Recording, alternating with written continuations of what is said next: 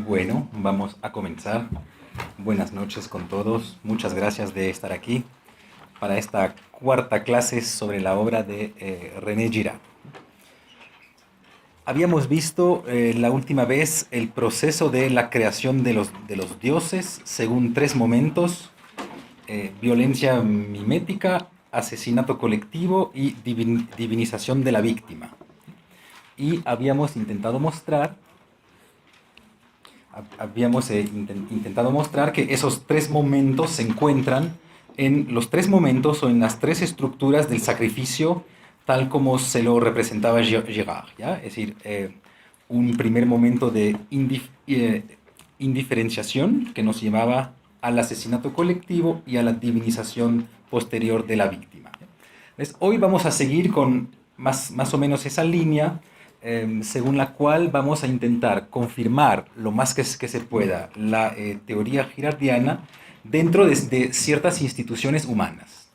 Así que lo que vamos a intentar hoy es intentar ver cómo todo este proceso de los tres momentos girardianos sigue vigente, o cómo podemos encontrar rastros de esos tres momentos en algunas instituciones humanas, tal como el sistema jurídico, la política, la domesticación animal, las prohibiciones, los mitos, las tragedias y la fiesta. Y también hablaremos al final un poquito de la risa, el deporte y el lenguaje.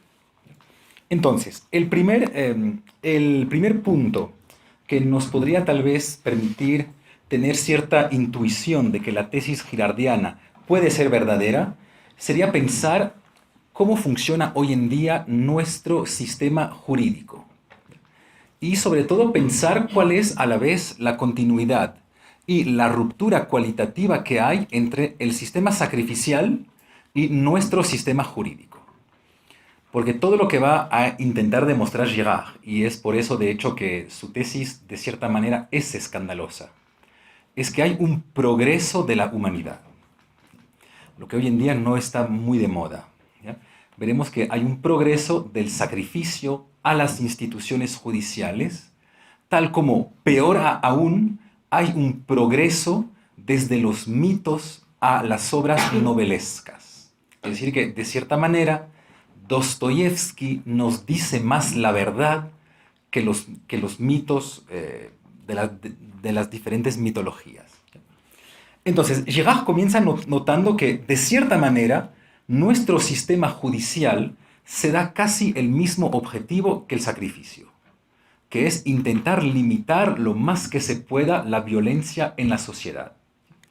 Sin embargo, nota que en muchas culturas, y sobre todo en algunas culturas amerindias, nota algo extremadamente sorprendente.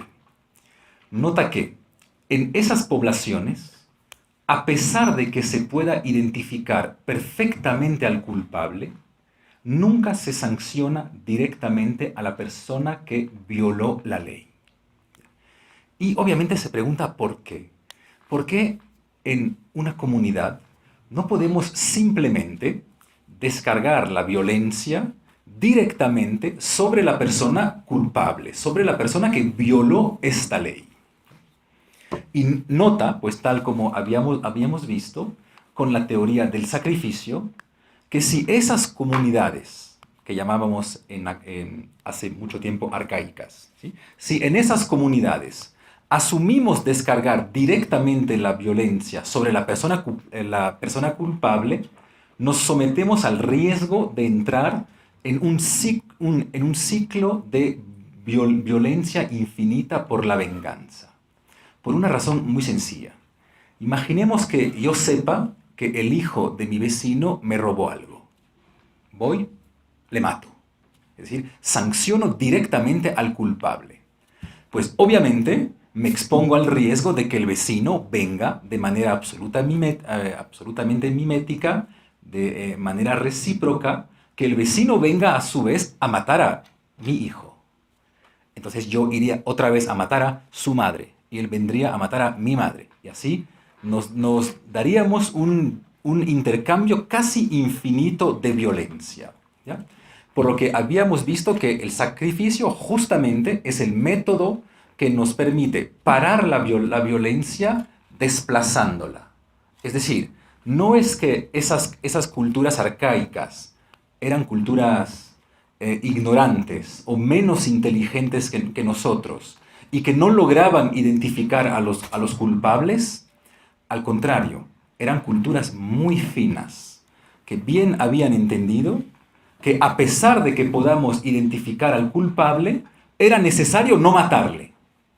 Era necesario matar a otra persona, es decir, a un sustituto del culpable. Y de cierta manera, dice Girard, nuestro sistema jurídico es un progreso en comparación a este sacrificio.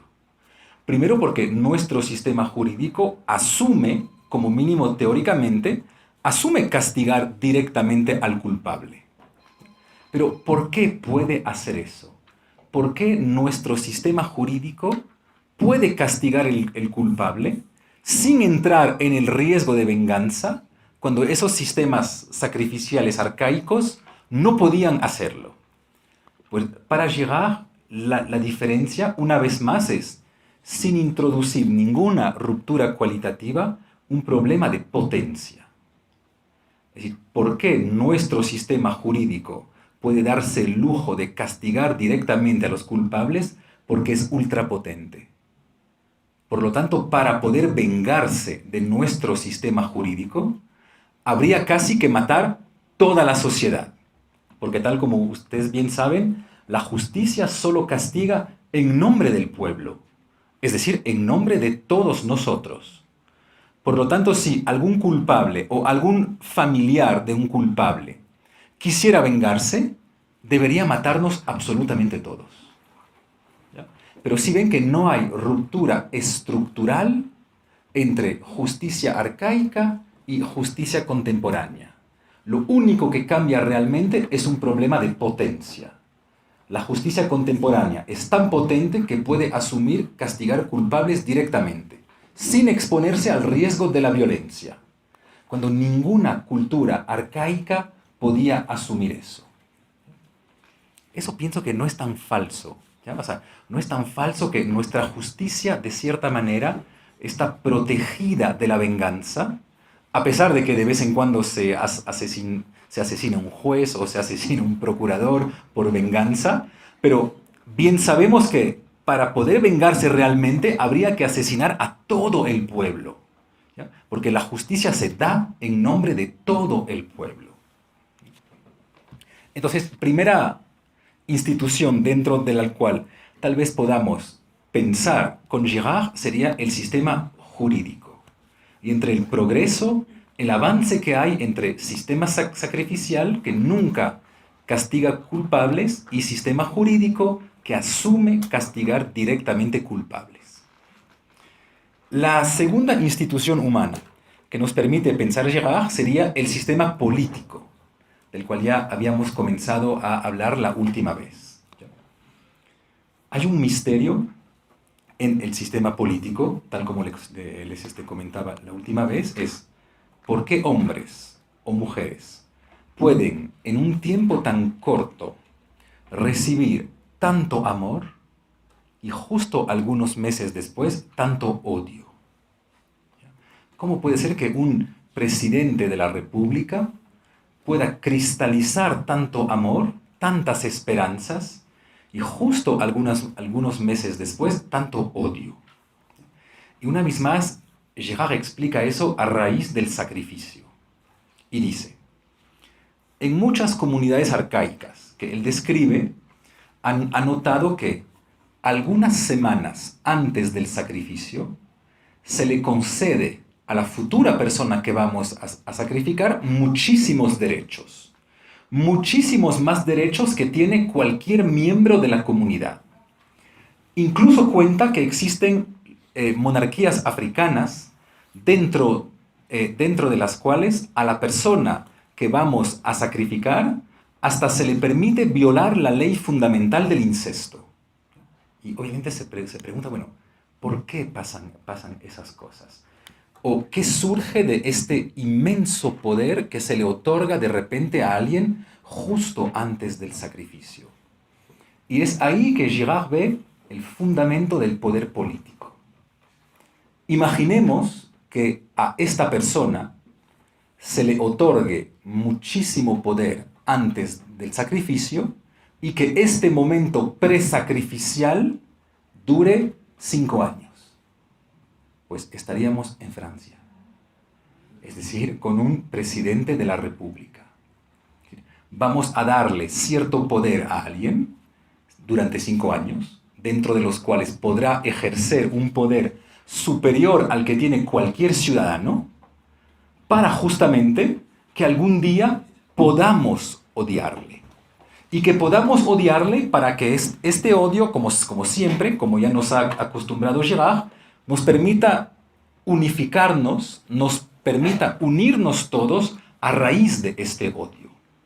Tal como comentamos alguna vez, el odio vertical hacia el presidente nos protege del odio horizontal de los unos contra los otros. ¿Ya? Lo que nos une al final es una especie de odio común. ¿Sí? Lo que tal vez explique justamente este balance extremadamente sorprendente entre la admiración por los hombres políticos y a la vez el odio visceral que generan. Y bien saben, de hecho, que el hombre político, o como mínimo el presidente, no es un ciudadano exactamente como los otros. De cierta manera, es un ciudadano marginalizado, tal como lo son las clases marginalizadas. Simplemente, él es una persona marginalizada por arriba. Ya no marginalizada como las clases pobres o las clases discriminadas por abajo, sino marginalizada por arriba. Tal como si él estuviese al margen superior de la sociedad.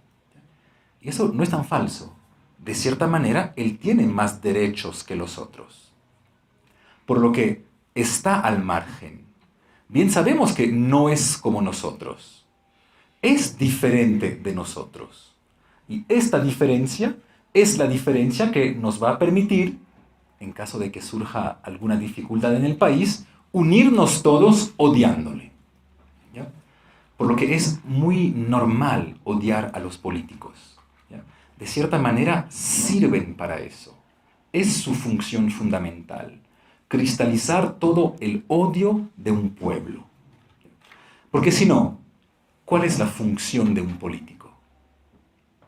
Esa es una pregunta muy difícil que surgió como mínimo desde Platón, ¿sí? Que es la pregunta siguiente. ¿Cuál debe ser la buena formación de un político? ¿Debe ser economista? ¿Debe ser abogado? ¿Debe ser médico? ¿Debe ser militar? ¿Debe ser cura? ¿Cuál es la buena formación de un político? Y de hecho notarán que nadie sabe. Nadie sabe cuál es la buena formación de un político. Y hay una segunda cosa que quisiera hacerles notar para ir en el sentido justamente de Girard. ¿Qué tipo de capacitación necesita alguien legalmente para ser diputado? Ninguna. Hay una condición, como mínimo en mi país, hay una condición de nacionalidad y hay una condición de edad. Pero no hay ningún requisito de capacitación. Por lo que tal como para el sacrificio, de cierta manera, cualquier persona sirve. Y si ven que es algo absolutamente extraño. Yo, en Francia, no puedo dar clases de economía en una escuela primaria. En cambio, el presidente puede nombrarme ministro de Economía. ¿Cómo podemos explicar esta paradoja? Si yo voy a intentar ser profesor de economía en una escuela primaria, se me van a pedir ciertos diplomas. Pero para ser ministro de Economía, absolutamente ningún diploma. Basta que el presidente me nombre. Entonces, frente a eso, pienso que solo hay dos opciones. Habría una denuncia un poquito demagógica de la política, que consiste en decir, ya ven, esos diputados no saben nada, no sirven de nada, no necesitan diplomas, etcétera, etcétera. Pero creo que Girard nos permite entender eso de manera un poco más fina. ¿Por qué no necesitan, o por qué tal vez sean las únicas profesiones dentro de las cuales no haya ningún requisito legal de competencias. Pues porque para ser una persona sacrificable no se necesita ningún diploma. Cualquier persona sirve. Para poder cristalizar el odio de toda una sociedad no se necesita ningún PhD. Cualquier persona sirve. En cambio, para todas las otras profesiones sí se necesitan ciertas competencias. Eso se preguntarán porque es una pregunta mucho más misteriosa de lo que podríamos imaginarnos. ¿Por qué no se necesita ninguna competencia legalmente, digo, para poder acceder a los cargos políticos? ¿Y por qué solo para esos cargos? Pues ahí con Girard tal vez tengamos un primer acercamiento a lo que podría ser una respuesta. Justamente porque no se espera ninguna competencia de ellos. Lo único que se espera es que sean capaces de cristalizar todo el odio del pueblo. Y eso lo puede hacer cualquier persona. Basta que esté un poquito al margen de la sociedad. ¿Ya? Por lo que si ven que tal vez de esta manera podríamos explicar cómo surgen los sistemas políticos. El sistema político surge por una ampliación del tiempo que hay antes del sacrificio. Porque es en este momento, antes del sacrificio, cuando se le otorga muchísimo poder a la persona que vamos a sacrificar, justamente esperando que falle para que tengamos una buena razón para matarle, que surge el poder político. Por lo que de cierta manera, el poder político y el poder religioso son dos caras de una misma moneda. Y esa moneda es el sacrificio. Por eso tal vez estén tan vinculados lo político y lo religioso. Al final, el político se focaliza sobre el momento presacrificial, es decir, la persona que vamos a sacrificar y a la cual hemos otorgado muchísimo poder, y el poder religioso se cristaliza sobre el momento post-sacrificial, cuando ya hemos matado a la persona y vamos después a divinizarla. Por eso es tan difícil, a pesar de que muchos países intenten separar lo político de lo religioso. Tal vez sean simplemente inseparables. Tercera institución humana, que tal vez nos permita explicar Girard, el problema de la domesticación animal, del cual habíamos hablado un poquito en la primera clase. ¿Por qué de repente ciertos animales comenzaron a quedarse a vivir con los seres humanos? ¿Y por qué algunos de ellos y otros no? La explicación tradicional, como siempre que se da de esto, es que los seres humanos entendieron rápidamente que tenían un gran interés en domesticar animales porque era mucho más fácil que ir a cazarles. Pero si ven que esta explicación utilitarista no sirve. Y no sirve porque hubiera sido necesario que algunos seres humanos se digan: vamos a hacer que algunos animales salvajes se queden en nuestras comunidades humanas para que tal vez dentro de 15.000 años exista una raza domesticada de este animal. Pero eso es absolutamente imposible. O sea, ningún hombre prehistórico pudo hacer tremendo cálculo, tremendo equilibrio de Pareto, tremenda teoría de los juegos para decirse: voy a apostar por eso para que tengamos beneficios dentro de 15.000 años. En cambio, la teoría de Girard nos permite entender perfectamente lo que pasó. De repente hemos comenzado a sacrificar animales, por lo que necesitábamos animales en la comunidad. ¿Qué animales hemos traído a la comunidad? Pues el que sea, el que venía, el que habíamos podido capturar. Y en 15.000 años nos hemos dado cuenta que ciertas razas o ciertas especies se adaptaban más a las comunidades humanas que otras. Pero sin que nosotros hayamos querido domesticar a los animales. Como dirían los sociólogos, la domesticación animal es un efecto beneficioso no deseado del proceso sacrificial. Como necesitamos animales para poder sacrificarles, los traemos en nuestras comunidades y por un proceso evolutivo, como ya están en la comunidad, algunos se adaptan a nosotros, los otros no. ¿Ya? Pero es muy difícil imaginarse que lo hayamos hecho por un interés racional. Eso es casi absolutamente imposible imaginar eso. Cuarta institución que nos permite explicar Girard, que es tal vez la institución humana. La prohibición del incesto. Eso es tal vez el misterio más grande de la humanidad, ¿sí? ¿Por qué me prohíben acostarme con mi madre? Una vez más, es muy improbable que sea por razones genéticas. Es muy improbable que hombres prehistóricos se hayan dicho, debemos prohibir que los hijos se acuesten con las mamás o que los hermanos se acuesten con las hermanas, porque hemos notado que sobre 500 generaciones esto genera problemas genéticos.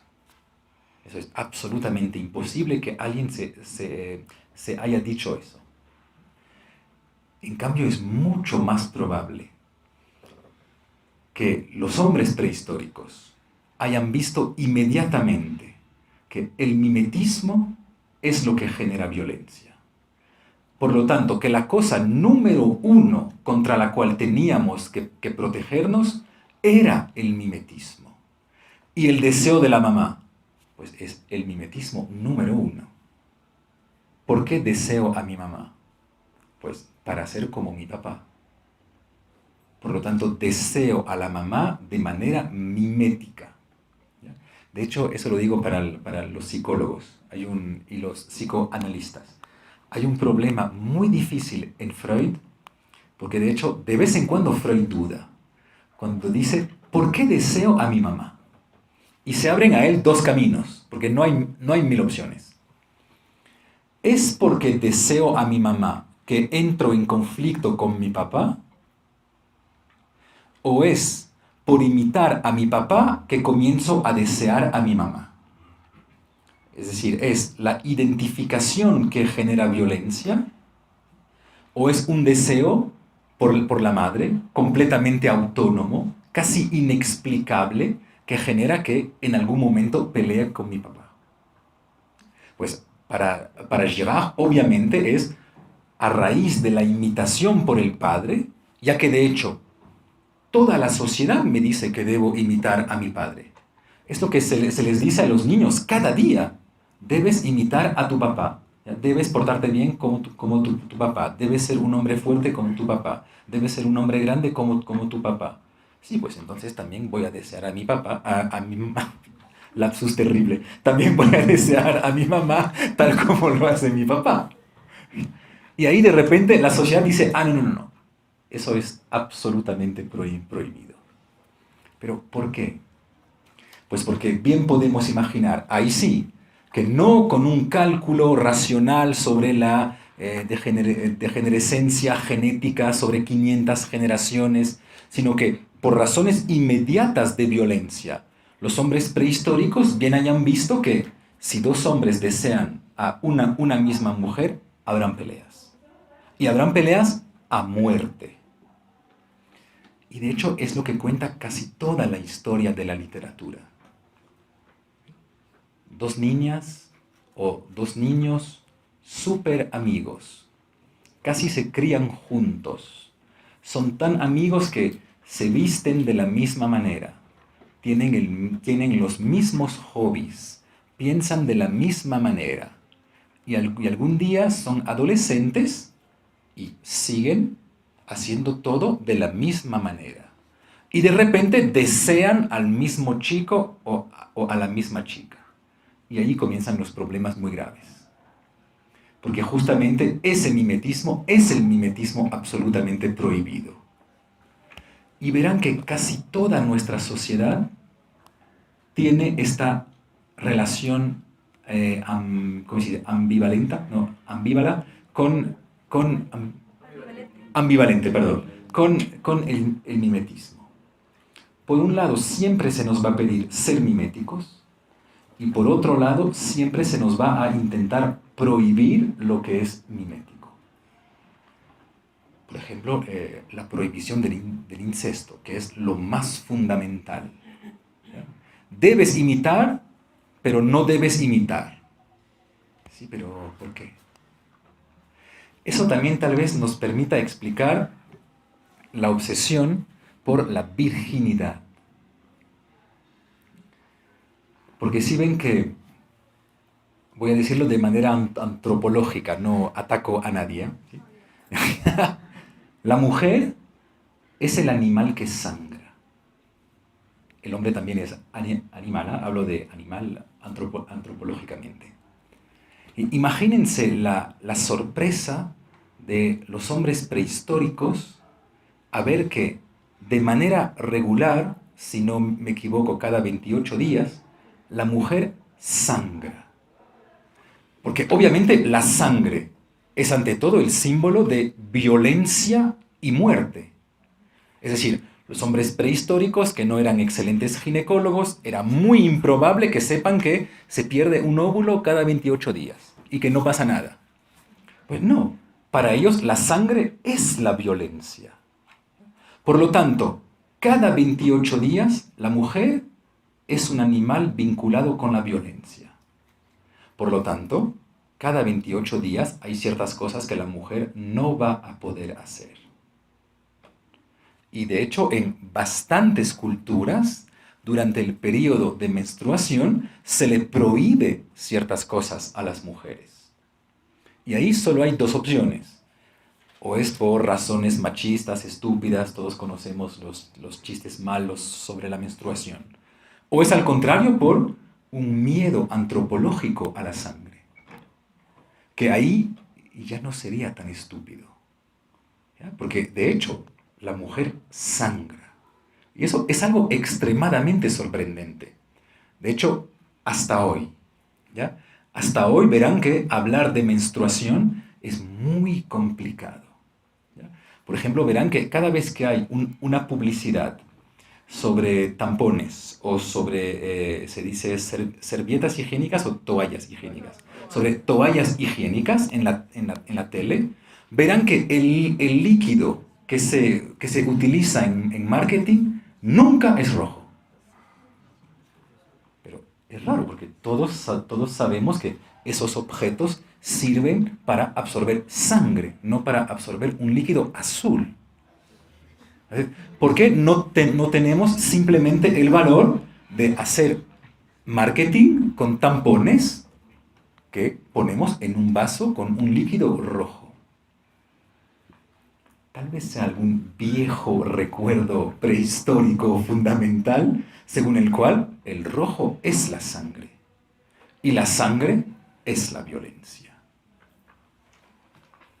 Lo que también tal vez nos permita explicar una última cosa extremadamente sorprendente, que es el vínculo entre el sexo y la violencia.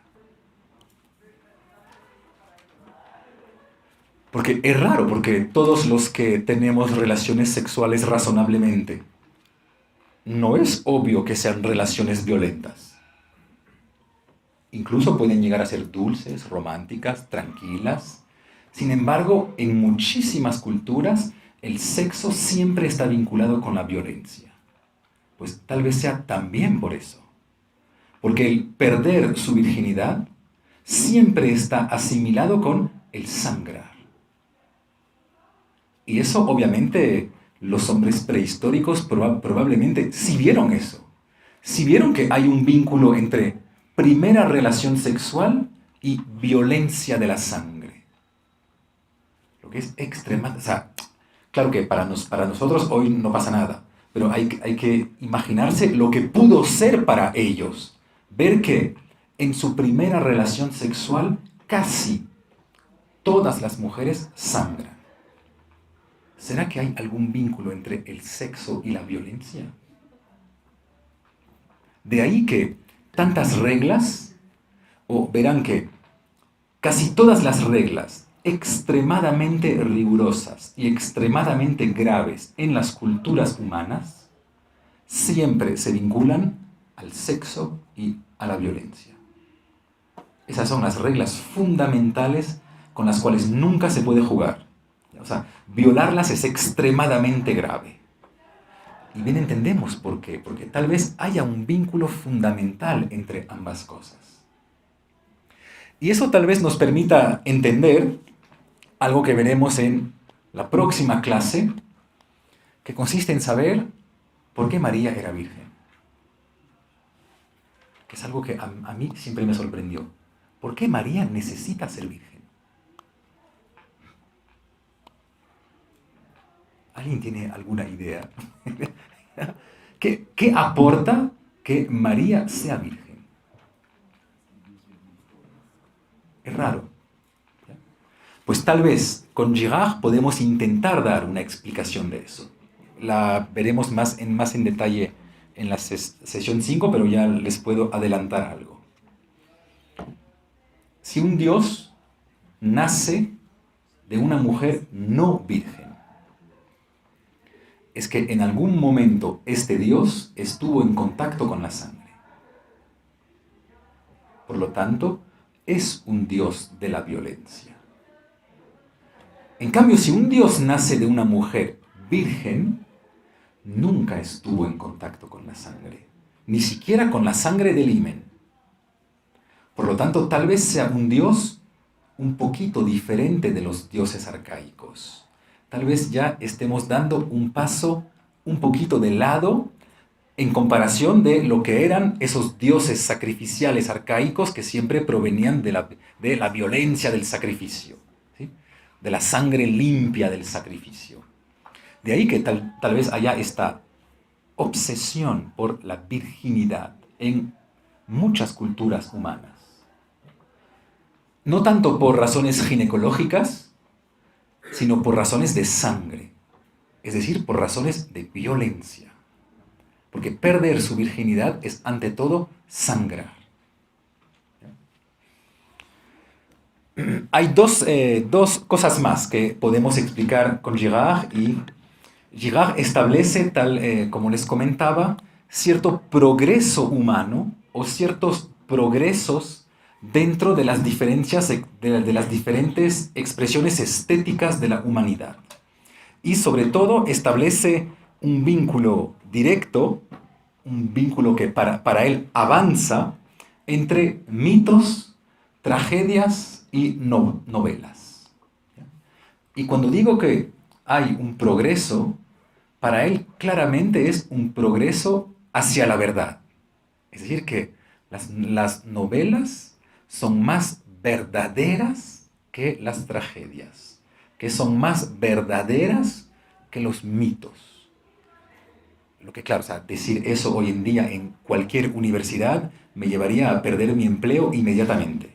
Eso es extremadamente políticamente incorrecto. Porque obviamente la pregunta sería, pero a ver, ¿a qué le llamas tú en este caso verdad?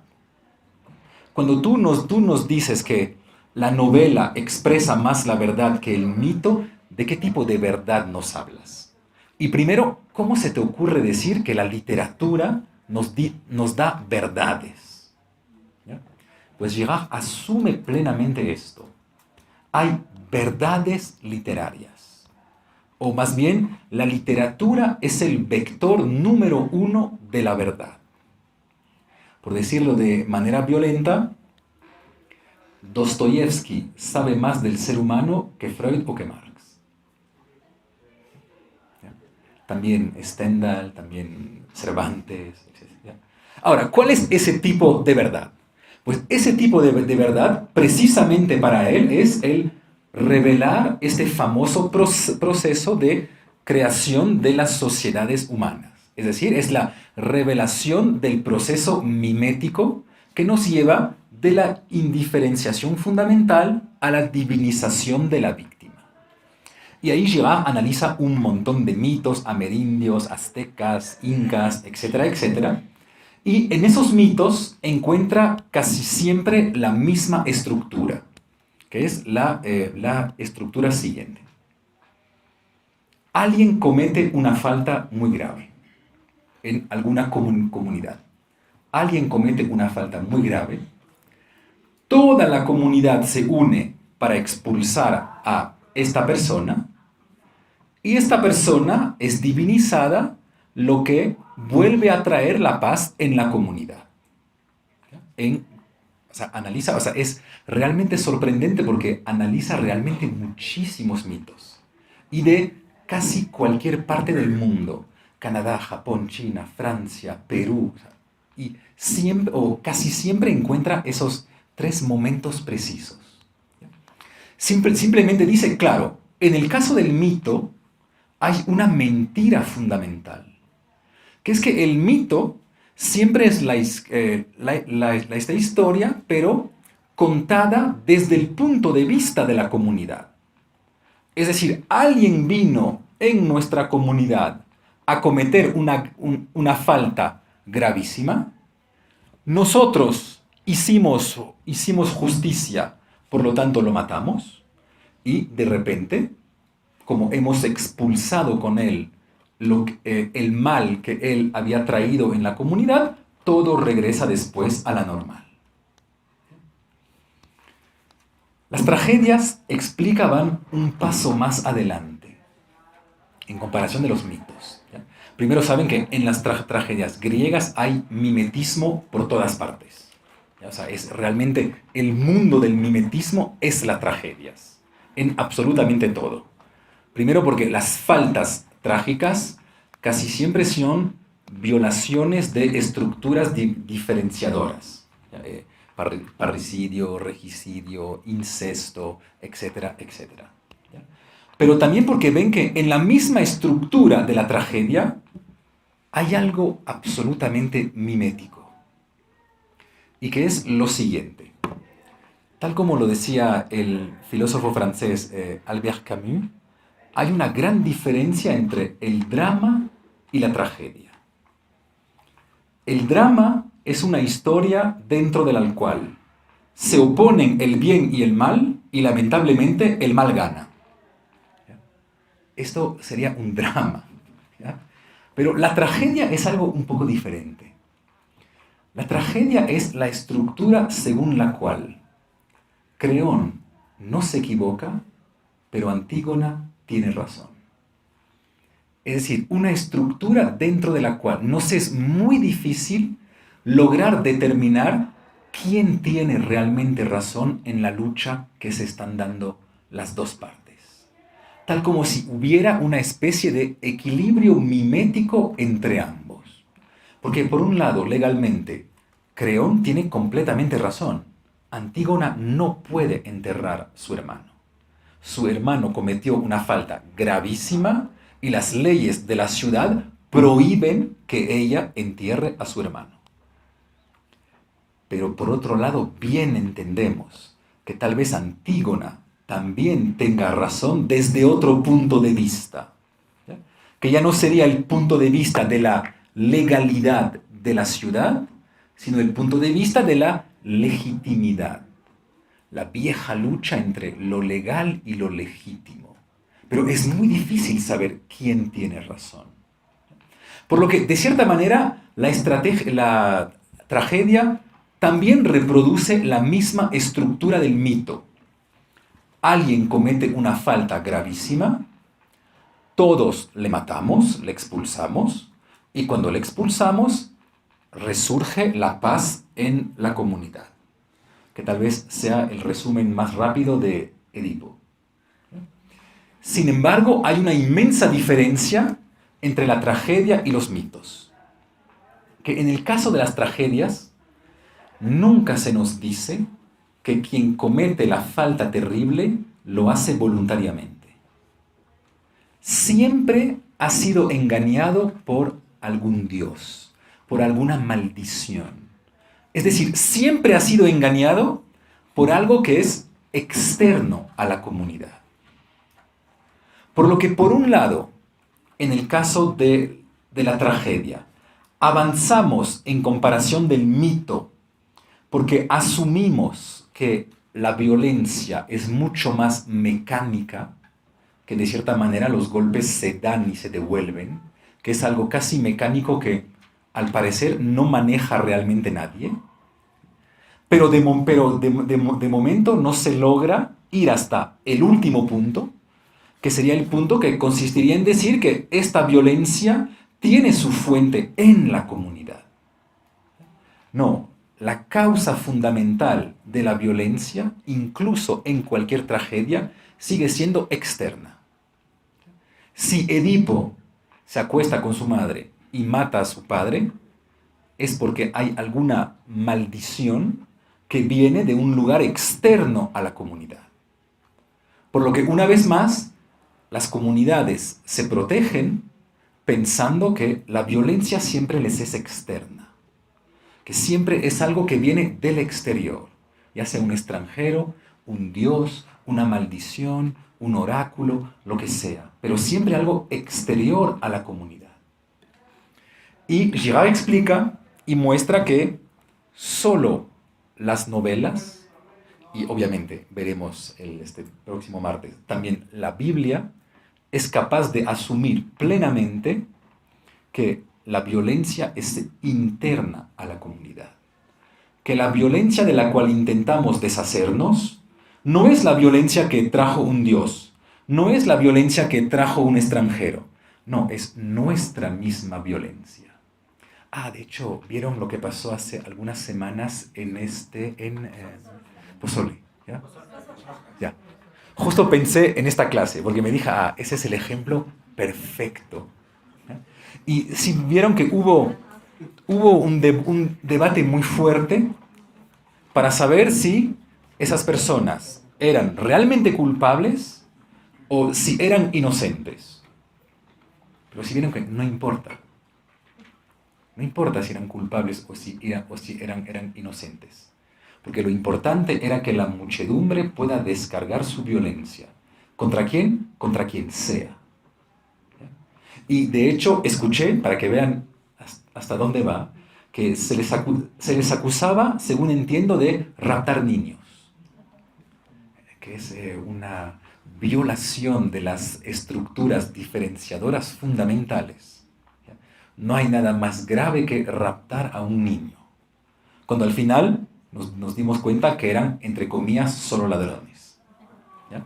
Pero no importa, porque el mecanismo ya había funcionado. Ya la gente estaba tranquila. Y también me hizo pensar mucho en Girard el hecho que la policía no haya hecho nada. Porque la policía hubiera tenido que interponerse entre las 1.500 personas y las víctimas. Y decir, no, son inocentes de los crímenes de los cuales ustedes les culpan. Pero ¿cuál era el precio a pagar? La vida. Es decir, defender a inocentes tiene un precio. Y uno, para poder defender inocentes, debe estar dispuesto a exponer su vida. Lo que no es el caso de mucha gente, normalmente. Se puede entender, ¿por qué? O sea, pero si ven que ahí hemos vivido un gran momento girardiano. Es decir, todo estaba, ¿ya? Todo estaba. Una muchedumbre en la cual la violencia sube, sube y sube, y la violencia necesita descargarse. Pero esta violencia no se puede descargar sobre personas que son, entre comillas, únicamente ladrones. Por lo tanto, vamos a inventar otro cargo.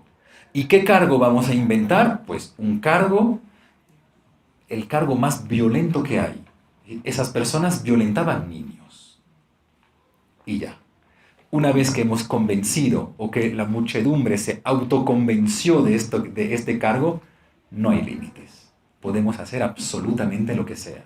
Matarles, quemarles, pisarles. Y después, una vez esas dos personas muertas, todo el pueblo se tranquiliza. Hasta la próxima vez.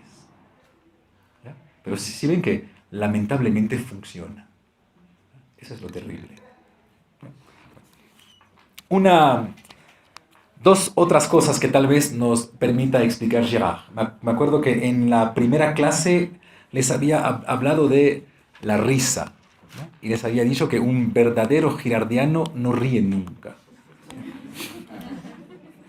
O como mínimo no muestra nunca sus dientes cuando ríe. ¿Ya? Es una risa muy snob, ¿ya? Pero nunca mostrando los dientes. ¿Ya? Y la risa es un objeto filosófico fascinante.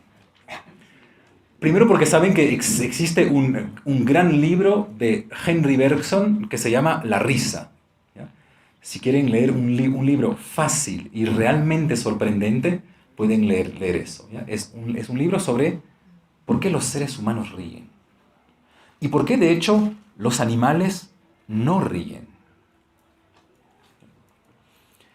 Y eso nos debería llevar a hacer un trabajo filosófico, que es el trabajo filosófico fundamental, pero muy, muy difícil, porque requiere muchísimos conocimientos, que consistiría en preguntarnos qué vínculo hay entre ciertas reacciones que nosotros pensamos como naturales y ciertos significados.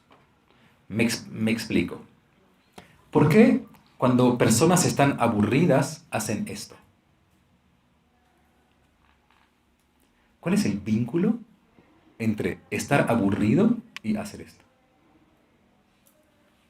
¿Por qué cuando ciertas personas piensan, miran el cielo? ¿Por qué miran el cielo? ¿Por qué no miran abajo? ¿Por qué cuando ciertas personas están tristes, lloran? ¿Cuál es el vínculo fundamental entre la tristeza y la humidificación de los ojos? ¿Ya? Pues un pensador realmente potente debería ser capaz, yo no, pero debería ser capaz de explicar esas cosas. ¿Cuál fue la ventaja evolutiva o la ventaja evolucionista que hizo que las personas que cuando estaban aburridas hacían esto, sobrevivieron más que los otros? Es decir, ¿qué es lo que hay detrás de todas esas pequeñas significaciones naturales? ¿Qué es lo cultural que hay detrás de estas significaciones naturales? Por ejemplo, un amigo me contaba que cuando personas o cuando uno le dice alguna noticia tremenda a alguien, tiende a hacer esto. Sí, pero ¿por qué hace eso? ¿Por qué no hace ¿Por qué esto?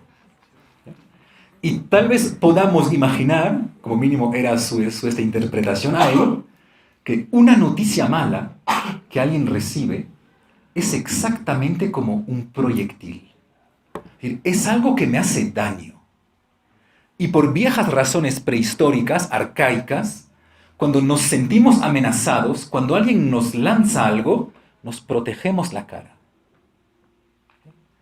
Por lo tanto, tal vez haya algún vínculo fundamental entre protegerse de piedras y protegerse de alguna noticia tremenda que me da alguien.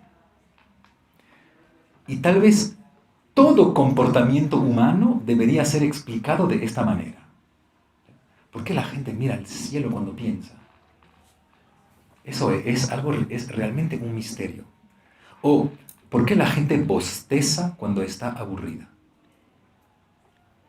¿Cuál es el vínculo entre abrir la boca como un bárbaro y estar cansado? ¿Cuál es el vínculo fundamental? ¿Y por qué la gente ríe? Ya regreso a lo que les comentaba. ¿Por qué la gente ríe? Porque si ven que es una actitud completamente bárbara. De hecho, en las diferentes civilizaciones extremadamente finas, está absolutamente prohibido reír. ¿Ya? Por ejemplo, si ustedes cenan con la reina de Inglaterra, está prohibido reír antes de que ella ría. Y están cenando, y si es que están cenando con el emperador japonés, está prohibido reír pase lo que pase. O sea, aunque él se ría, ustedes... está absolutamente prohibido reírse. Por lo que ahí, una vez más, Si hay cierta prohibición sobre la risa, es que obviamente algo pasa. Es que obviamente tal vez debamos investigar de por qué se han puesto prohibiciones sobre la risa, tal como sobre la sexualidad, tal como sobre la violencia. Pues tal vez por 3 razones fundamentales. Primero, hay un animal que tal vez se acerque lo más posible a la risa. ¿Cuál es? La hiena. La hiena. ¿Y la hiena qué tipo de animal es? Pues es el animal linchador. Es el animal completamente linchador. Es decir, es el animal que siempre caza en masa, que siempre se ataca al animal más débil. ¿Ya? Por eso ríen. Porque reír, al final, nosotros lo hemos poco a poco asociado con la felicidad. Pero si lo pensamos biológicamente, reír, primero es mostrar los dientes. Después es gritar, hacer muchísimo ruido y hacer gestos absolutamente raros. O sea, si ven que el comportamiento humano de alguien que ríe es lo que más se asemeja a un bárbaro. Pero peor aún, reírse siempre es reírse de alguien. Aunque sea reírse de uno mismo. Pero reírse siempre es reírse de. Por lo tanto, reírse siempre es apuntar a alguien. Estamos todos juntos, tal como si fuera, bueno, de hecho, somos hienas, ¿ya? Y estamos apuntando a alguien. Le estamos amenazando, nos estamos burlando de él porque lo vamos a matar. Y de hecho, simbólicamente, cuando hay 80 personas que se ríen de ustedes, es ultra violento. Es extremadamente violento que personas se rían de ustedes. A mí me pasó mucho porque tuve una infancia muy difícil. ¿Ya? Pero es extremadamente violento que personas se rían de ustedes. Porque bien ven que perfectamente podríamos imaginar que ¿por qué de manera evolutiva las personas que reían sobrevivieron? Y sobrevivieron más que las otras, por eso seguimos teniendo en nosotros esta posibilidad de reír. Pues simplemente porque son las más bárbaras. Las personas que más se ríen son las más bárbaras. ¿Ya? Por eso deben dejar de reír. No, pues. Pero en mí, es decir, es muy sorprendente que se asimile la risa con la felicidad. Es muy sorprendente. De hecho, cuando ustedes están intentando concentrarse, intentando trabajar, y que sus vecinos están haciendo una fiesta en la cual todo el mundo ríe, es extremadamente molestoso. Porque realmente es el sonido de los bárbaros. La risa es la señal de los bárbaros. Es que ya el linchamiento se está armando. ¿Ya? El altar sacrificial se está armando. Aunque sea simbólicamente. Claro, o sea, simbólicamente. ¿Eh? Pero notarán que los linchadores siempre ríen. ¿Ya? Y tal vez debamos hacer ese tipo de explicaciones para cualquier comportamiento humano. ¿Ya? O, por ejemplo, cuando uno... Eso lo he visto muchas veces, no tanto en Ecuador, pero en la televisión francesa se ve eso muchísimo, muchísimo. Viene alguna persona a explicar algo. A explicar algo interesante en la tele, argumentándolo. Y los que están enfrente no tienen absolutamente nada que contestar. Pues, ¿qué hacen? Un chiste. Hacen un chiste. Todo el mundo ríe y toda la argumentación que este señor había armado se cae. ¿Ya? La risa siempre es la actitud violenta. De hecho, hay un texto de Platón que se llama Gorgias, en el cual Sócrates está intentando demostrar que cometer una injusticia es más grave que padecer una injusticia. Y Sócrates está hablando, como siempre, con un sofista, en este caso que se llama Callicles. Y Callicles se levanta y le dice a Sócrates, pero espera, pobre Sócrates, ¿qué nos estás contando? ¿Que es más grave cometer algo injusto que padecer algo injusto? Pero escucha a la gente en el mercado. La gente se ríe de ti. Y Sócrates contesta esta frase extremadamente girardiana. Dice, sí, se ríen de mí, pero la risa no es un método de refutación. Y no es falso. Es un método violento, es un método de violencia, pero no es un método de refutación. Por mucho que yo me ría de algún argumento lógico, sigue siendo lógico. Pero notarán que nuestra sociedad es la sociedad de la risa. Es la sociedad de la gente que se ríe, del entretenimiento. A tal punto que es muy difícil hacer cosas serias. Por ejemplo, si uno hace algo serio, de inmediato se les va a decir, qué aburrido que eres. Pero no, o sea, no soy aburrido, o sea, simplemente no me río siempre. O sea, pero verán eso porque eso incluso impacta a las universidades. A mí algún día se me dijo, Stefan, debes hacer clases divertidas. Y yo, sí, pero no soy un payaso, o sea, no es mi trabajo que la gente se divierta en mis clases. Pero no, muchas culturas humanas valorizan la risa, porque justamente es el escape de la violencia. Pero claro, este escape tiene siempre un precio, la persona de la cual nos reímos. Así que pensarán e intentarán no reírse más, o como mínimo limitar sus tiempos de risa. Y hay un último punto, les robo 5 minutos, que nos permite explicar Girard, porque también ya lo habíamos comentado un poquito, que sería el deporte. Verán que en mi país, si uno pone alguna bandera francesa en su casa, o si uno sale a la calle con alguna bandera francesa, de inmediato le van a decir que usted es un fascista, es una persona de extrema derecha, etcétera, etcétera. Hay un solo momento del año en el cual está razonablemente autorizado decir, pero claro, yo quiero que Francia gane, y es en el deporte. En el deporte, el nacionalismo es legal, cuando políticamente es muy, muy complicado. Pero en el deporte, de repente, tenemos derecho a oponernos al otro. Y Girard muestra, con algunos ejemplos muy precisos, sobre todo acerca del fútbol, cómo bien podemos imaginar que la primera pelota redonda con la cual se jugaba en el fútbol, ¿qué era? Pues el cráneo de la persona que acabamos de sacrificar.